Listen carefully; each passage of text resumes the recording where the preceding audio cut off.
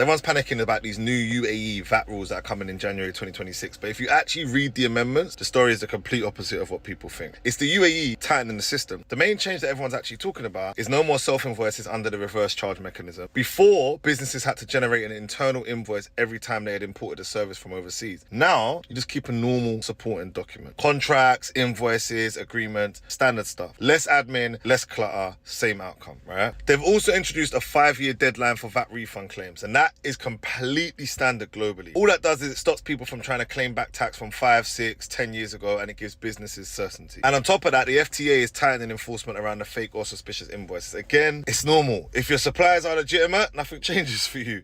If you're using creative shell structures, then yeah, this is your gentle warning. Now, let me show you where people are missing the bigger picture here, right? This update signals the UAE's economic maturity, and we're seeing it in other ways as well. This isn't a shift towards becoming a high-tax country, guys. It's aligning with the international standards, improving the transparency, and it's building trust with foreign investors. It's the same with the shift that they've had with the rental system. They are adjusting to the way the world is to some extent, and here's my personal predictions from an analyst point of view. Firstly, I reckon it's a cleanup play. I think the cleanup is definitely part of a wider aspect. Their main aim is to make UAE the safest, cleanest jurisdiction for global wealth migration. I do say, and I will say, to expect more millionaires relocating from the UK and Europe in 2026 and 2027 because obviously the tax pressures are rising overseas. I think another prediction that I'd say is to expect refinements around corporate tax exemption, especially for holding companies, IP structures and passive income entities. What I will say is the UAE is moving towards clarity, but I wouldn't say it's moving towards complication. Lastly, what I'd say if we're talking about property, personally, zero impact on the real estate market. VAT tweaks don't affect the fundamentals of UAE property. If anything, a cleaner financial system would actually strengthen the investor confidence, especially if we're talking off-plan and long-term projects. So no, this isn't the UAE turning into Europe. This isn't the UAE protecting the model. This is just the UAE protecting the model by modernizing it. Very simple.